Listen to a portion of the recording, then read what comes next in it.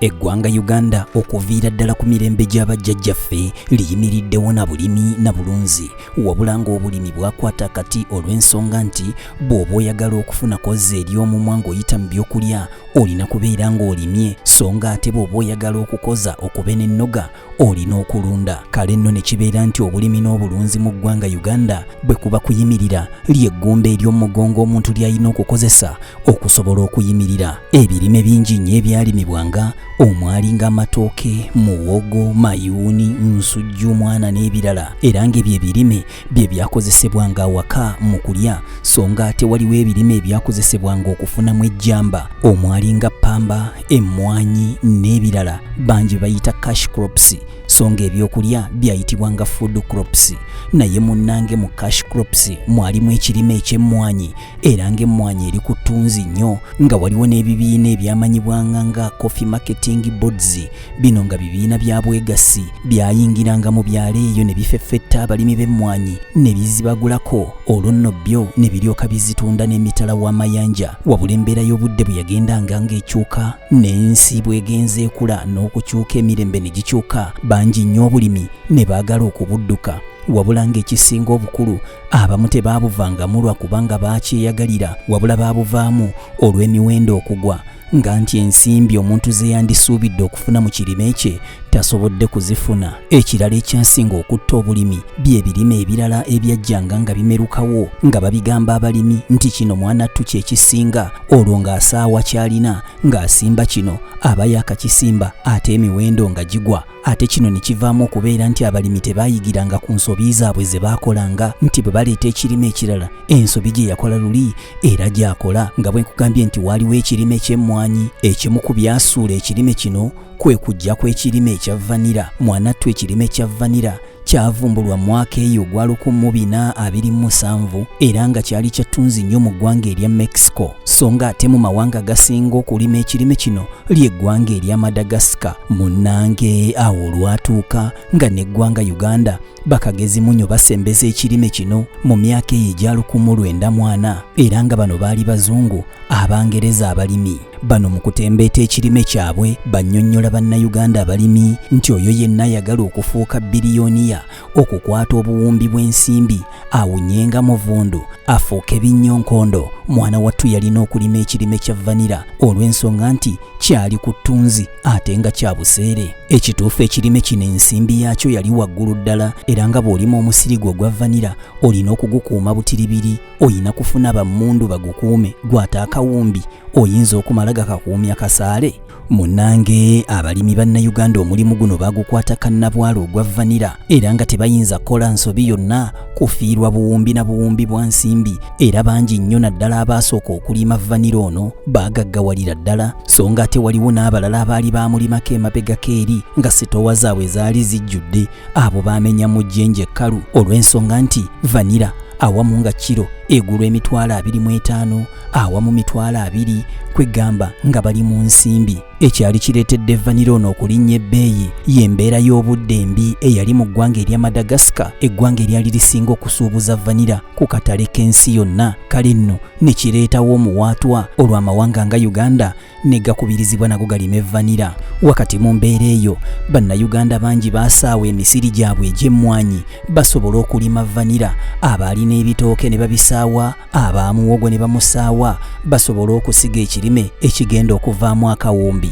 Wabula munnange mu kaseera mpawe kaaga embeera y'obudde ey'eggwanga erya Madagascar yamala n'etereera. Madagascar neddamu okusuubuza ekirime kino mu bungi ku katale k'ensi yonna, era ekyaddirira gwe muwendo gwa vanira okugwa, kiro neeva ku $20,000-15,000 n'egenda ku 50,000.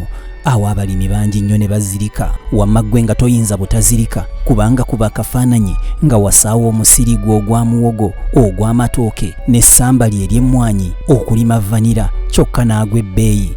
Buba tebuli busanga vanira agudde, era ne wabeerawo abatembeeta ekirime ekya mulinga nga bagambye nti mulinga ayina emigaso egiwerera ddala 10 mu by'obulamu.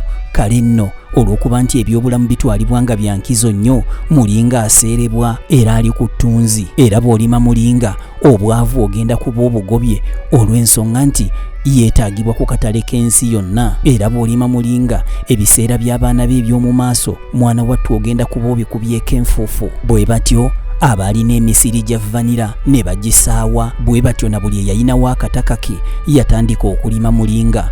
Naye mu kaseera mpawe kaaga n'ekirime kya mulinga akatale kaabula, ng'abaguzi bawammante nga kye balina okukola kwe kusaawa emiti gya mulinga bagifumbise ng'enku kyannaku, kubanga ekirooto kyabwe kyali kifuuse muyonga. Bwe batyo abalimi ba mulinga baba bakyekubagiza olw'okubulwa akatale, ate ne wajjawo ekirangiriro ekirala nti mwana wattu bw'olima emiti gya payini ogenda kufuuka omugagga bifeekeera atonnye mmooli, nti we twogerera gwe muti kati ogusinga okwetaagibwa ku katale k'ensi yonna, olw'ensonga nti bakakolamu embaawo ezikyasinza okubeera engumu, so nga n'ebiva mu mbaawo ezo nabyo biba birungi ddala. Bano babagamba nti bw'olima payini ebiseera bye eby'omu maaso mwana wattu ojja kuba obimaze, ogenda kubeera ng'okoze ensimbi, nti w'onootuukira okukooyera nga tokyakola, oli mu retirement age, mwana wattu ojja kuba weekolerera dda nga weeteekamu ensimbi olw'ensonga nti walima payini, era ojja kuba omukadde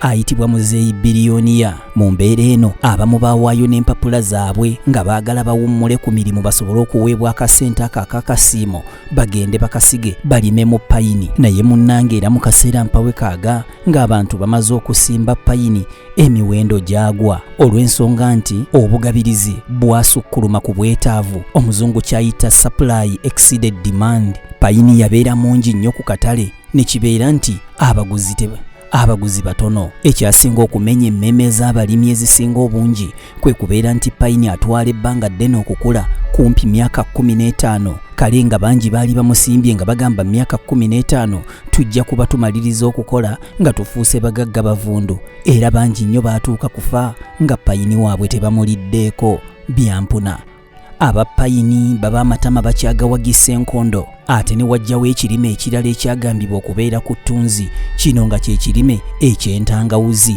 Entangawuzi erina emigaso mingi ng'oggyeko okuwoomesa kacaayi, era eriko ensimbi nnyingi, kubanga yali ebaliddwa nti ensawo emu ey'entangawuzi eri mu kilo 100 egula emitwalo 80. Kale nga wamma ggwe abantu tebayinza butalima ntangawuzi, naye munnange nga bwe kiri nti ky'otonnalya tokyesunga. Entangawuzi nayo bwetyo yagwa okuva ku mitwalo 80 paka ku mitwalo 15, kyokka ng'abalimi bamaze okuyiwamu ensimbi zaabwe. Munnange mu Januari w'omwaka 2021 ate ne wabaawo ekibala ekirala bakagezi munyo era kye bajja batembeeta.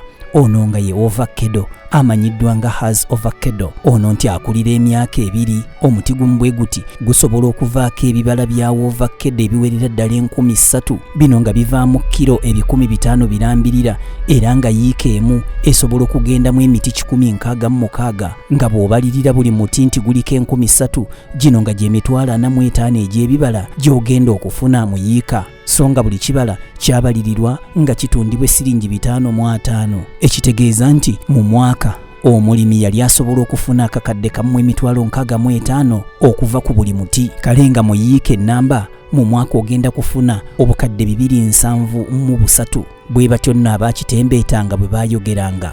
Bano okumanya baawaana ekibala kino bagambanga abalimi, era bw'oba oyagala okuweebwa ekitiibwa mu banno gy'oyitira, bamunywanyi, abato n'abakulu, mwana wattu lima ekibala kino ekya ovakkedo ogenda kufunamu. Kale nno nkukubidde ettooki wa Uganda gy'evudde mu by'obulimi, naye ng'ekizibu ekisinga okuluma abalimi bannayuganda ky'ekyokubeera nti tebayigira mu nsobi zaabwe. Ensobi zaabwe ze zimu n'okusoomoozebwa bijja byeddiringana, era weesanga ng'abaakola ensobi ku vanira, ku mulinga, ku ntangawuzi ne payini, era be bamu beebo abasaawa ennimiro zaabwe okuddamu okulima ovakkedo.